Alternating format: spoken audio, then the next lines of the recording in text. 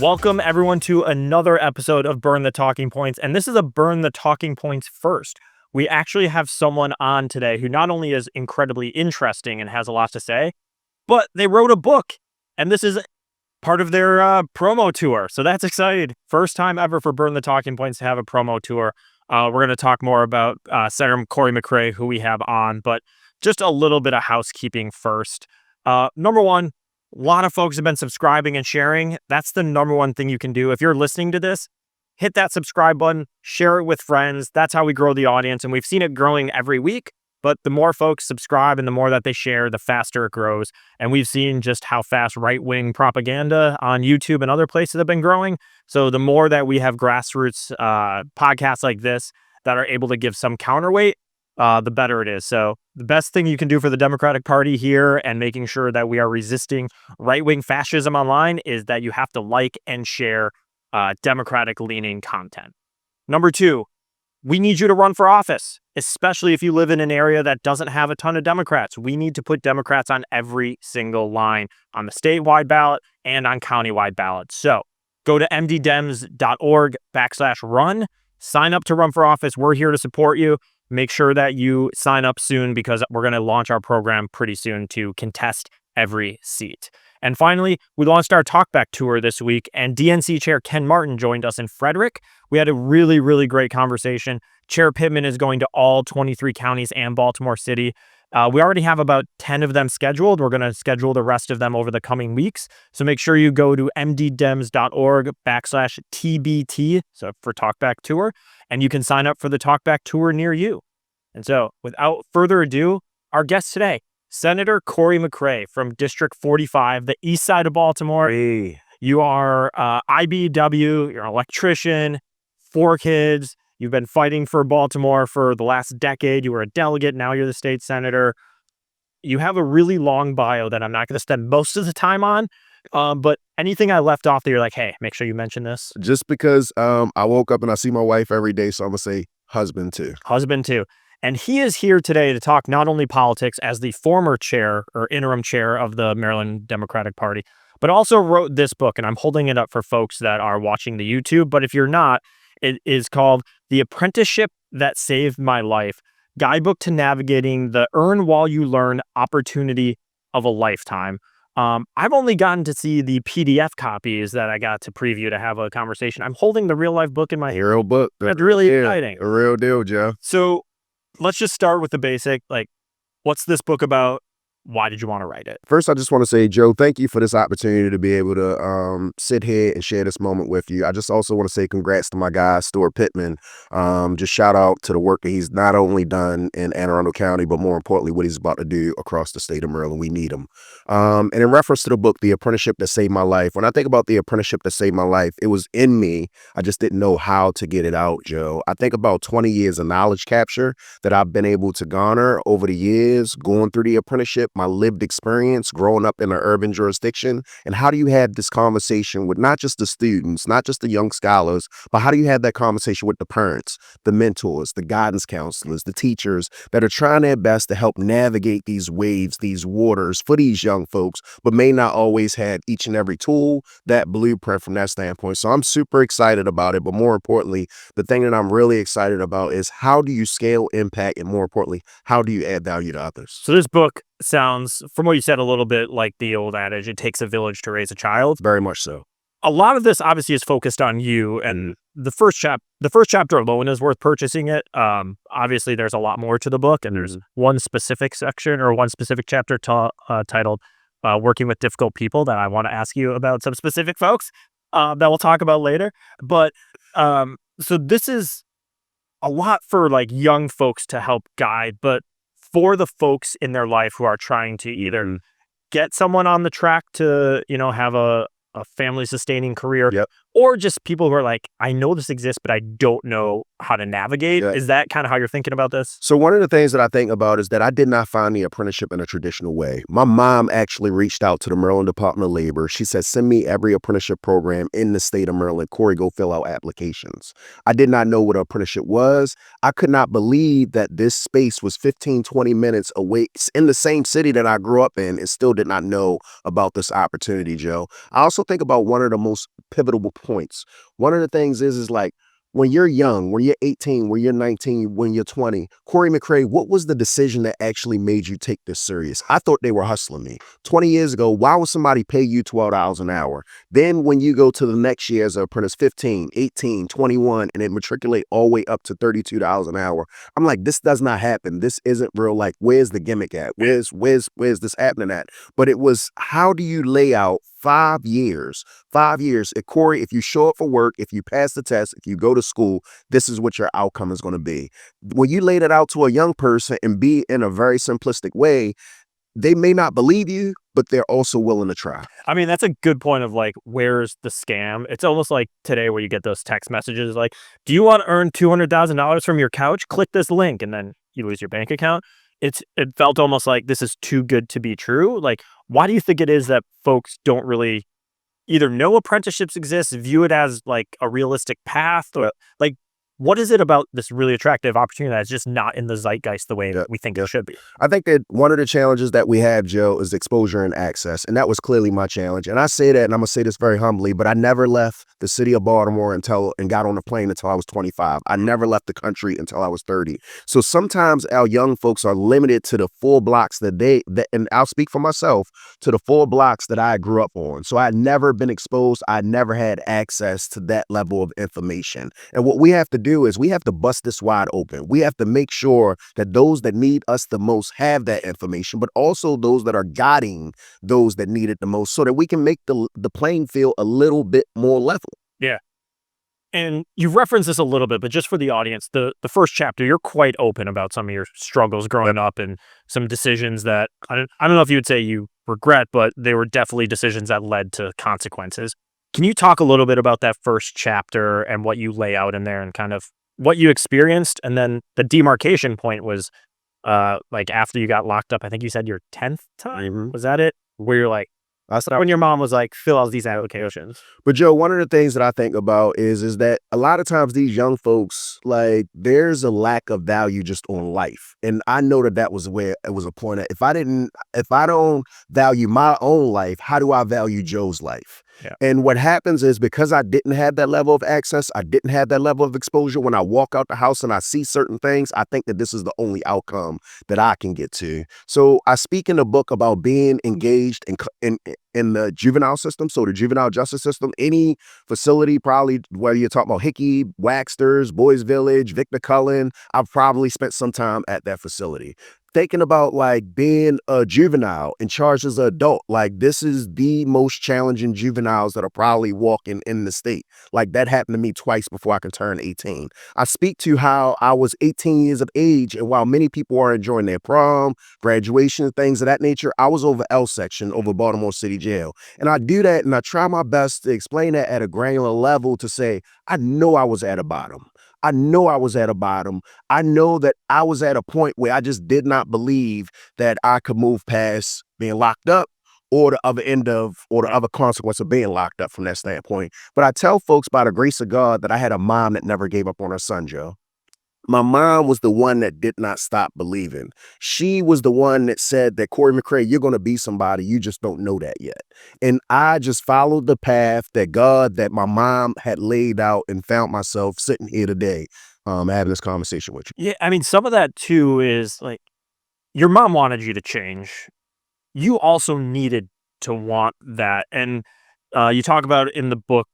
Luckily, you had a really good lawyer who, I don't want to, it's not got you off on a technicality because that's not it, but like was able to find some misdeeds that were done when you were, apprehended. And you were then able to kind of plead and say, for a year, this will stay open. But if you don't do anything for a year, you're Yep. it'll go away. But like you were facing some significant, like if that lawyer wasn't your lawyer and you just had a public defender maybe who It could have been had 700 cases, Yep. we wouldn't be having this conversation today. Very much so. Very much so. So like, how did you find it both in yourself? Was it literally your mom just like pulling you by the shoulder? Like something inside has to happen too. I 100% agree. I think that the challenge is that each and every time that I gotten in one of those situations, and when I want to just make sure that I unpack that. So each and every time that I was arrested for drugs, arrested for guns, I did want to change. Yeah. Unfortunately, I'm going back to the same neighborhoods that got me in the same consequences that put me where I was at that moment. And so you weren't walking to me like, all right, let me just do this month and then let me use this time to make my plan for how I'm going to sell more drugs at. So what I would say is that unfortunately, when you go back to the same circumstances, you're going to get the same outcome. Yep. Why do I say the apprenticeship shifted my trajectory? When you take the apprenticeship, now I'm around older adults. I'm around folks that are going to work each and every day. I'm around people that I can consider mentors, and I speak to mentorship inside of the book. I'm around people that had owned homes. I'm around people that may have owned corner stores. They're not just electricians from that standpoint. So I had taken myself out of that small universe and then opened up the pie, and now I can see the board a little bit more clear. Joe, I'm from the street, so I just paid attention.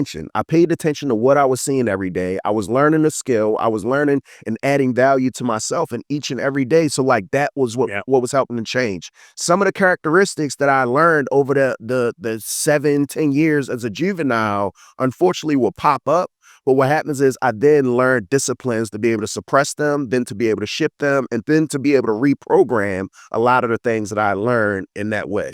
And not to have you speak for everyone you've ever met, but one of the conversations I think well-meaning people always have who maybe don't have any experience with the juvenile justice system or like, is that if folks wanted to change, they just would. And I think what you hit on was like circumstances surrounding matters.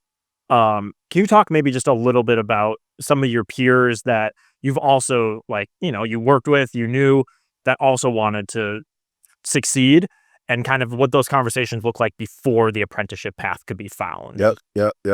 So I think about like my big brother. I think about like when folks would ask me like, Cory, who was your mentor? And a lot of times I would say I didn't have a mentor. But at the end of the day, now that I reflect back on it, I'm a little bit older. I realize like they were my mentors. And they were actually, Joe, teaching me the best way that they knew how. Yeah. So I can remember, and in the book I write about like how I got my bike taken. And I got my bike taken. I got a real hard lesson. And what happens is I go get my big brother.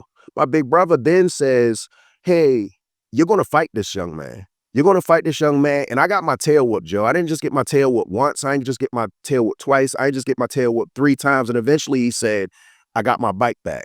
But what he was relaying to me was do not ever let someone willingly take something from you. Yeah. And what happens is when I go into the legislature, you know what? I still abide by those same principles. When I'm on the floor debating for my constituents, you're not going to take from my constituents. I know how much they need this. I know what's at stake. I know that young man. I know that young lady that's just trying to figure it out and trying their best to be great. So that's why this is important. And I'm going to fight. It's as much energy as I can get. And it doesn't matter if I lose, but I walk away and I sleep good at night knowing that I fought my best fight for the people that need it the most. Yeah, and from the seat I'm seeing, I feel like that's an asset to have you in the General Assembly, but also folks who have a different perspective in the General Assembly or different life experiences. Like it's obviously important that to have folks who have had, quote unquote, a traditional upbringing, folks who have had a non-traditional upbringing, but like, can you just talk about how important that is in Maryland and in the General Assembly to have folks that have these perspectives? First, I think that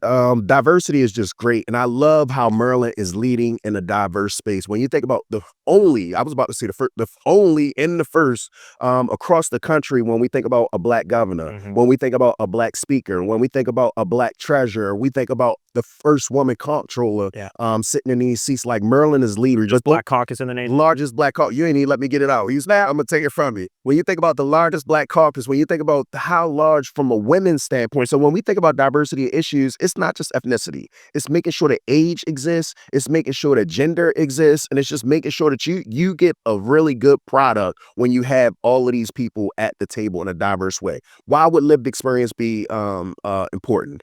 You get voting rights done. 40,000 Marylanders that were on parole or probation got the right to vote in 2016 for the first time. Minimum wage is now $15 an hour. When I stepped into the Senate, it was $10.10. Public transportation, I actually caught the MTA. So when we're fighting for a couple $1 billion to be invested in public transportation, I know what that feels like. Black maternal health, we've been able to lead on that. Keeping libraries open. Joe, we passed over 100 bills, and these are big bills in the decade of service that I've given because we of the lived experience and being able to articulate why this is important and who this is important for. I think this is a really good transition too into like the policy part of apprenticeships, because in order for these apprenticeships to serve people who need to be served, they need to exist, they need to be funded, they need to have clear pathways. The Blueprint for Maryland's Future was a massive piece of legislation that I know a little bit about, worked on it a little bit. Just a little. And so apprenticeships was like 1/5 of the entire bill. There are 5 pillars. Apprenticeships was one of them. Yep. Can you talk a little bit about your work on the Blueprint and specifically in the apprenticeship space? I know there's a lot of senators, a lot of delegates who worked on it, but you obviously have a perspective on it that's, through being an apprentice. Yes. First, I want to start by saying I actually went to Baltimore City schools, K through 12 systems, so I know what it feels like, and I have a lived experience. All my children go through and thriving in our public school system, so I just want to lean in and say that piece of it. I also know what's at stake because I can see it at a granular level. Yeah. When Reagan was going through Hamilton Middle School, and You're Dustin, not Ronald. Yeah, not Ronald. When Reagan was going through Hamilton Elementary Middle School, and I saw the lack of resources for middle school sports, we can then make that investment. We can have that conversation. Joe, when I was at Achievement Academy, and I'm speaking to these young scholars and saying, if you were senator for a day, what would you do at your school? And them saying, I would have driver's ed. You know what we now have? We're implementing driver's ed through the MSDE grant that we did across the state of Maryland for schools that need it the most. Not every school in the high school, but the schools that need it the most, to make sure that they know that they're heard. Yeah. Those were the young folks that came and gave testimony before the House and the Senate. So being able to see and understand why it's important. But when you talk about Blueprint, concentration of poverty, making sure that those young scholars that are concentrated in these areas is at such a rate that's just unbearable, making sure that that school have resources, that is next necessary. When we think about appreciating teachers in the way that they should be appreciated, my wife's a teacher, my sister's a teacher, my cousin's a teacher, like these folks are pouring into our communities each and every day, raising our greatest prizes that we have, our greatest gifts that we have from a teacher standpoint. But the one that you zeroed in on was apprenticeship. Mm-hmm. The one that you zeroed in, Joe, on is apprenticeship. And when I think about apprenticeship, when I think about that earn while you learn, everybody's not going to go to one of our distinguished four-year universities. Everybody's not going to go to one of our community colleges. And we need to fully understand what are the alternative pathways that exist, viable careers that exist. And we have a responsibility to be able to share that information and make sure that it's viable. So I thank people like the Senate President. I thank people like Speaker Jones. I thank people like Senator Roosevelt that have the foresight to say we need to goal set. We need to make sure that we shift and make sure that we're having both of these conversations. I'm gonna give you one story and reference to why this is important. I can know that when we were in schools that they did college tours. And I asked the question, why don't we do apprenticeship tours? Why aren't we taking young folks to be able to see and understand what the apprenticeships are at a middle school age, at a high school age? And I've been working with College Bound for the last 5-6 years to host these apprenticeship tours and model that, and hopefully it start to get modeled across the country, Joe, because at the end of the day, we have to put these at an equivalent level because they're viable career paths. Yeah. And I see a blurb from Cassie Motts at College Bound. Shout out to Cassie Motts. Sounds like a good collaboration, a good partnership. A great collaboration. On the apprenticeship front, I think one thing is some of our mindset on it, at least in the public, might be stuck a little bit in the 90s around this idea of apprenticeship is if you're an apprentice, you're a welder, you're an electrician, a plumber. Nothing wrong with that. But that's like, oh, you do that if you're not going to college, or you do that if, you go to school in where I grew up in Wisconsin, and they have a whole wing of the building that's just you drive your car and everyone works on it. And those are the kids that, everyone knows isn't going to go to college. Now, that's a very 90s way to think about it. I think it was actually really detrimental. Can you talk about the more expansive view of what apprenticeships are, both in terms of like what careers should be feeding with apprenticeships, but also like what that should look like in a high school?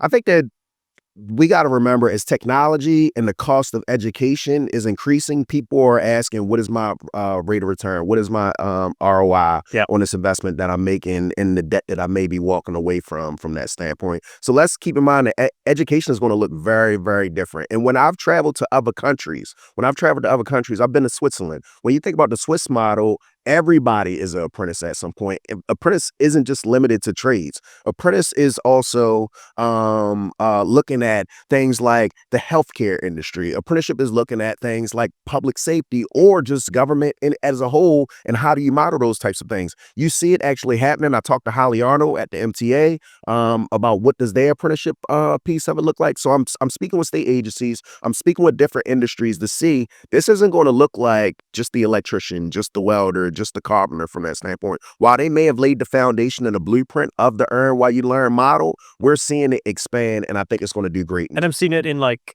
government service as well, both state and local. Yeah. I've seen some around like graphic design, architecture, those types of things. Yeah, I mean, IT is exploding. And you look at the work that Paul Montero is doing with the service year, and that's what we have to think. What are they doing? How do we expose them? How do we give them that level of access? And like, this is what folks are starting to rise to and starting to speak to. Let me ask you one more policy related question with God. apprenticeships here before we turn to former party chair. Okay. One thing you said in the book was one of the policy issues to expand apprenticeships is job sites aren't always accessible on public transit. And if we're targeting youth who don't have cars, that itself creates apprenticeships that It's a barrier. Yeah. So one of the things that I realized, Joe, I've been driving since I was 15 and 9 months. And I didn't realize as I was walking through Achievement Academy when the young scholar then says, how about we have driver's ed? But we also need to make sure that if folks are trying to get the trade point, if folks are trying to get to these spaces that are within 20, 30 minutes of their house, that we have a responsibility as government to be able to make sure that they can get that, do it on time, do it safely, and not have buses break down or not come at all. And you were, I believe, one of the co-sponsors of the Transit Investment Act. I was going to say Transportation Safety Investment Act was the lead sponsor, Joe. Give me that. Lead sponsor. It was hard work. My apology. It was hard work, bro. No, I know. It was $1 billion to... A couple billion dollars over 6 years. A little rusty, Shout out to LCV, shout out to CMTA, all the folks that were in the trenches. And that was one of the unique opportunities where you saw businesses, and environment, labor, everybody collectively coming together. I remember having to do a crash course on it in 2021 when I worked on a campaign and trying to figure out like, okay, what does this do and how do we make sure we talk about it? I mean, so it's Layman, Craig Zucker. I just want to make sure I let them up. Yeah. To be able to be like, hey, Foreman matters. Yeah. It doesn't sound like the sexiest bill, like transit safety. Okay, great. And investment, but what it did is like transformational type work. Man, I think about the blueprint, and if we cannot get out, so in the city of Baltimore, young folks, they rely on public transit because that's how they get to school. Yeah. And if we ain't getting that right, how do we get education right? We spend these billions of dollars on the blueprint, but we have to make sure that they can actually get to that school. That's the next frontier of a big conversation within the city. I know there's pockets happening. I know folks are concerned about it.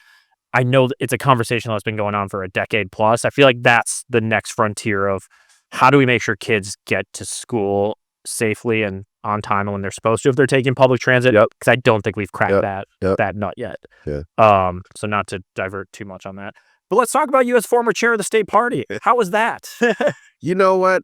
It was a phenomenal experience. I think about so many of the great people, Bell, Devon, Terry, like Bob, like so many people that I got to work with, but more importantly, Yvette, that actually believe, that are good human beings that just want to make this space a better space. And that's what I remember, and that's what I really enjoyed. And you're a true blue Democrat. Obviously not a huge fan of Trump. Maybe I'm wrong. Correct me if I'm wrong here. How are you viewing the state of the country, not as just a true blue Democrat, former like chair of the party, but also an elected leader who also represents Republicans? He represents independents, obviously mostly Democrat. And everyone, if you're listening, make sure you're registered as a Democrat. But like, how are you viewing the state of the country from the seat that you're in? Because you're in a unique seat. Joe, I've never been locked in like I've been locked in at this moment. When I think about all the people that are impacted, when you talk about SNAP benefits, when you talk about Medicaid, when you're talking about urban jurisdictions, at this moment is when they need us at our fighting weight, and they need us at our best right now, because this is the moment where real leadership have to show up, because we are dealing with things that we've never seen before, that we've never endured before. And it's not going to be just one person. This is going to be the governor, this is our mayors, this is our presiding officers, and at the end of the day, we have to collectively come together as a team, Yeah. because what is in front of us has never been seen before. But I cannot say it enough: leadership has to be at this moment. Yeah, I think we're seeing. I mean, your district is the entire state of Maryland is some of the most vulnerable. Your district's incredibly vulnerable, having a lot of state workers and federal workers. I mean, I know there's Hopkins satellite, healthcare and things in your district, and Just the resources being pulled from the federal yeah, government, whether it's research, whether it's resources that's there, like these are impacting real people's lives. And we can see a generation from now that's going to look very different if we do not make sure that we put on our gloves and make sure that we're prepared to fight for yeah. each and figure out, like, what are our priorities? Like, what are our priorities? And be able to articulate in a way that's never been articulated before, so that folks can understand we need to fight the right fight. And so let me transition to something I think most people feel like is moving in the right direction. I know I feel like, as a resident of Baltimore, I feel like it's moving in the right direction. And it also connects to the book, The Apprenticeship That Saved My Life. The Mayor Scott, got forward for your quarterback. I know you've been friends for, what's it been, like 20 years or so? Yeah. The homicide rate in Baltimore is precipitously dropping. It's, I believe in June, it was the lowest on record in 50 years. Like, modern reporting has happened. Like, I know you think about this a lot, and you actually had like some of the violence intervention type work piloted in the 45th district that is showing significant results. Can you talk a little bit about the fight against violent crime and that's more in the direction it's moving, and also dispel some of the Republican myths that Baltimore is too far gone and should be invaded by the National Guard? That's an easy one. So, Joe, when I say I can't even communicate how proud I am of my mayor, my quarterback, Brandon Scott, at this moment. Like, he is standing in a very unique space, and he is leading not just for the city, not just for the state, but I'm seeing him across the country lead in a way that I haven't seen in a long time. And I'm so proud of my brother. We're within a couple years of each other. So at the end of the day, growing up in the 90s, growing up in the 2000s, we seen it and we lived it. And he knows, because he went to Mervo, so he went to the same public school system that I went through. He's been on the same blocks that I've been on. He knows what is needed for these young folks. The investment that he's making in broadband, the investment that he's making in rec centers, the investment that he's making in recreation, the investment that he's making in our city is like top tier. And I just appreciate, and from a federal level, and I want to recognize that this takes federal, state, and local partners for him to be able to do what he's doing with the ARPA dollars, with the ESSA dollars in our schools and things of that nature. But from a public safety standpoint is the question that you asked. I'm watching him take two approaches. He's working to make sure that the resources are there for these young people, but he's also making sure that folks are held accountable for the actions that they take. And he's not just doing that in a silo. He's working with our state's attorney. He's working with our chief of police, Richard Worley, like all of these folks, our legislature, the House of Delegates, the Maryland State Senate, and do this. Why is something like this? And this didn't just happen, Joe, is what I'm trying to say. Yeah. I'm going to talk about just one of the archaic examples of how something like this. I feel like examples are so important. People always are like, oh, it's in the abject, but like the examples be like, no, this is why leaders matter, and this is why, like, electing good leaders. Let me give you one, bro. So when you think about liquor outlets in the state of Maryland, in every place except for the city of Baltimore, you'll see that most liquor stores open up at 9 and they close at 10, 11, or 12. Unfortunately, in the city of Baltimore, you'll see our liquor outlets operate for 20 hours out of a 24-hour day. And you're thinking, like, why does the liquor store need to be open at 6 a.m. and why does the liquor store need to close at 2 a.m.? And I can remember having a conversation with the neighbors in the Fort Worthington Berea community. And at the intersection of Milton and Biddle, they had talked about the frustration, a level of homicides that was taking place about 6, 7 years ago. And we had seen 29 homicides, 29, Joe, at that intersection. Mm. And then we began to map because data tells the story. Yeah. We began to map from North Avenue down to McElderry, over to Luzerne, over to Central Avenue. And we had 20 plus liquor stores, but each and every one of them had at least one homicide and one non-fatal shooting in a 3-year period. If you looked at Carolina Preston, 19. If you looked at so many of these spaces, and what we did was we had the power. Why was for decades these hours of operations in this way? So if you come in that same geographic boundary, you know what time they opened? 9 a.m. and they closed at 10 p.m. We saw a drastic reduction in a year. Yeah. A year over year, 20% the first year. Over time, seeing it because nobody's having congregate traffic at those intersections at 11 o'clock, midnight, 1 a.m., 2 a.m. from that standpoint. So those are things that are being put in place to be able to say, why did we do this 30 years ago? Yeah. Why didn't we do this 40 years ago? This and like I said, and I'm gonna say why this is important from a mindset standpoint. So my wife Demetria, she grew up in the Oliver community. Imagine if she went to Lily Mae Carroll. It's realistic for her to be able to walk from there. She would have walked past 3 liquor outlets before the school bell even rang. Yeah. And I asked the question, what message are we sending to our young scholars? Do we prioritize liquor over their education? And I think that's such a good human example of like why, again, leadership matters and electing people who are involved in the community matters. But it also like, I don't want to say a no-brainer because like it took a brain to think about this, but like the fact that a lot of crime, which I think what we've seen from Monsi and some of the research is like crime based on conflict. Conflict arises when the conditions are allowed to exist. You need to fix conditions, but then you also need to provide those resources to help with conflict mediation and those types of things. And so when we see things like Safe Street, conflict mediation, see the things like Monty, but it's also resources that's coming in our city in a way that had not come, the way those investments can be made in things like the Build to Learn Act, 21st Century Schools, Blueprint. I mean, we built more schools in Baltimore in the last 10 years than I think they did one in the last like 50 or so. Joe, what happens is we built more schools than any other urban jurisdiction in the country. In the country, when we put up 29, 30 plus new elementary, middle, and high schools, and we're still going. So you're going to see Emerson, you're going to see Poly, you're going to see Weston, you're going to see City that are all taking transitions right now. And this historic neglect for decades is being addressed. Yeah. As a former public school teacher, the buildings I taught in were on like year 7 and 8 of the list. I was like, damn. Well, thank you for your leadership, man, because we needed it.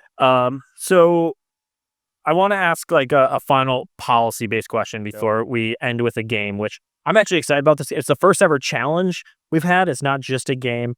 So you wait for me to come on to the challenge. We got to try something different here. So when we talked about some of the policy, and I also just want to shout out one thing that I think is on a lot of people's minds. It also matters to have a governor who knows that Baltimore exists. Shout out to Westmoreland. The fact that the governor and the mayor can work together, and it's not 8 years a Republican governor. The reality is that the investment that's being made in transit, the investment that's being made in education at this moment, the investment that's being made in vacants, like we have not seen that in this time while I've been in office. The decade that I've been in office, the investment that's happening in Baltimore City is second to none. Yeah. So let's wrap back with apprenticeships question. This is more of a if you can dream it, you can do it type of question. If you had you were, I mean, we have dictators now, so you're now the dictator of Maryland, and your focus is just on apprenticeships. What do you do in the first, couple years to like completely revolutionize what apprenticeship system looks like? In Cory McCray's head, what is it? I think I would convene all the decision makers to make sure that first. You're the dictator. You don't have to ask them questions. They do what you say. I'm bringing together all of the decision makers so that they have a full understanding and we can inoculate them and give them information about what apprenticeships are. I wrote this book, Joe, because I think that, well, you ask some adults, Democrats, Republicans, everybody think apprenticeship is a good thing. The challenge is if you ask them to articulate 3 sentences about apprenticeships, they wouldn't be able to say you find the hub is Maryland Department of Labor. They wouldn't be able to say the basic things of the protections because they regulate it. That's why I was able to make that wage. That's why they were able to lay out that structure and saying this is what the outcome is going to be because the Maryland Department of Labor regulates registered apprenticeships. Yeah. Can I say out of love, that is the least exciting dictator. Yeah. You're gonna get people's feedback as a dictator. I'm going to make sure that they have a full understanding and can equip these young folks with what's necessary to be done. Or just install your own people in those positions, and then they know. I could do that. I don't think I'm big enough as a dictator. I did not think of that. I could do that. I could do that. Joe would be like number one. There we go. That's what I was looking for. What type of crony capitalism and nepotism we gonna get here? So you are an electrician by trade. I am. I read that in the book. 5 years. So I want to issue you a challenge. Normally, we play a game, Okay. but instead, this is a challenge, and it's going to take a little while to pay off, folks. But as an electrician, we came up with some sayings that we think an electrician can use, but we also think a politician can use. And you happen to be both. So our challenge is to you. We're going to read a couple of different ones, probably read about 10. Okay. And we want you to pick 4 of them. And then during the General Assembly session, we want you to work 4 of these into either a floor speech or a committee hearing without people knowing. And so you can't be like, oh, I have to say this because it's my challenge. You need to work it in naturally. Are you willing to take our challenge? I think I'm willing to take your challenge. Let's see. Let's see what these phrases are. I'm going to read 10 prompts. You get to pick 4 of them. All right. And they can be said by a politician or an electrician. 1, we need to ground this properly before it gets dangerous. That's a good one. 2, the problem isn't the wires, it's the people running the current through them. Okay, I'll pass on that one. 3, I can't give you a firm timeline until I see how bad the damage is. That's a good one. 4, there's too much resistance in the system. That's an electricity pun right there. 5, if you overload the circuit, the whole thing shuts down. Okay. I feel like you can use that one. 6, we're here to bring more light to the community. That one's corny. I bet you could use that one for sure. 7, you can't just tape it together and hope for the best. Like that. Yeah. I have a couple ways you can do that way right away. 8, you need to rewire the whole system if we want it to work right. 9, I'm only here to fix the mess someone else left behind. Oh. I feel like that's an electrician saying for sure. And 10, I'll have to flip the switch and see what happens. So I'll give you these. You tell us which 4 are you going to use? 1, 3, 6, and 7. 1, 3, 6, and 7. 1, 3. I'm gonna call my guy Craig Zucker because he's got a lot more wit, and then help me work it in. Though. All right. So just so people know, 1, 3, 6, and 7. Senator McCray is going to use. We need to ground this properly before it gets dangerous. He's going to use. I can't give you a firm timeline until I see how bad the damage is. He's going to use. We're here to bring more light to the community. God, that's corny. I love it. And then 7, you can't just tape it together and hope for the best. All right, so folks, pay attention to the General Assembly this session. Senator McCray is going to work those into a floor speech or committee speech. I mean, I'll even let you use it in an interview with the news or so. Okay. As long as it picks up. You can't use it and it not get picked up, though. Deal? All right, deal. Senator McCray, anything else that I should have asked you about the apprenticeship or anything you want to say besides where can people get it? Joe, I just want to say, just thank you for this opportunity. At the end of the day, it's conversations like this that amplify the messages that need to be heard. I just want to lift my guy up, Stuart Pittman. At the end of the day, like, it's not easy being a leader. It's not easy always stepping up, but I'm glad that he did because he's the right man at the right moment from that standpoint. And I look forward to just continuing to work with my party and making sure that we do what we're supposed to do, especially in this trying moment that we see with Trump, to get things done. And where can people get the book? Well, you can get it at any local bookstore. You can, and let me lift up my bookstore. So like Snug's Books, Ivy Bookstore, Urban Read, shout out to Tia. You can also pick it up at places like Barnes and Nobles. You can also pick it up in places like Books A Million, but make sure that you shop local is the most important thing, because that's what my bookstores will tell me. And we'll put a link in the show notes that I think benefits local bookstores. Please, at the Senator sent. So in the show notes, we'll have a link to the book that you can get. Senator McCray, thanks for joining us. Joe, thanks for the opportunity, brother. And don't forget, subscribe and share with friends.